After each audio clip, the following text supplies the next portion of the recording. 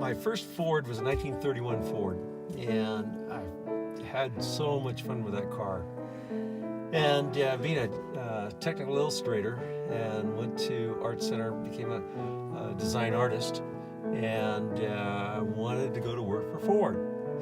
So in 1965, I got the opportunity to go to work for Ford, which I was so excited about because I understood that they had a special buy rate for certain automobiles, and I wanted a Cobra in the worst way.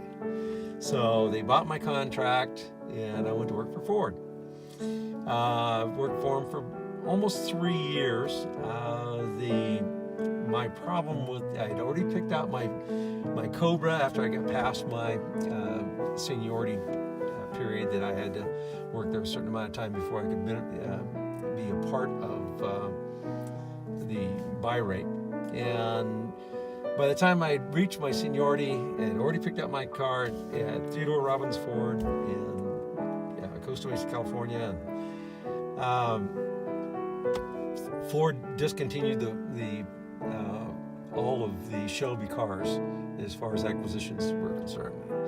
And so I pretty much lost my interest in working for Ford, and but I still loved the cars. And that's where I saw my first Ford GT, because I was going to Riverside and saw Shelby racing the cars there, the Daytonas and so forth. And I got infatuated with the Ford racing. Followed it ever since. When I got the opportunity to buy my Ford GT in 05, I bought the car. I showed the car for the dealership because there were very few around at that time. And so I told them that whenever they wanted the car, I would bring the car for a display, which I still do. I take it to the track every once in a while. I take it to different car events.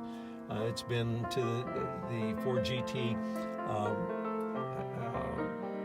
convention, get together. I'm part of the Ford GT club. I also have a Daytona CSX 9130. I also have a Ford GT 40, one of the South African cars, and it's in the Gulf colors. Love driving all of them.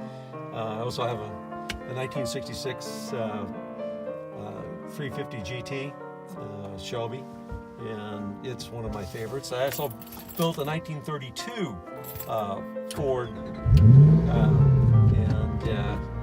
so I've got about 8 Fords right now, and obviously still love my Ford Mark. So we're going to take this out for a little bit of a drive, and this car is most probably one of the most comfortable automobiles to drive. I always say it drives like your old man's Edsel, but it turns into an incredible driving vehicle when you push the car. It loves to be driven.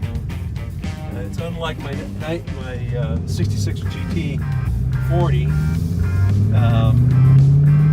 have to be aware of all the time. This car, if you drive it sanely, it's just a comfortable car to drive, everyday car.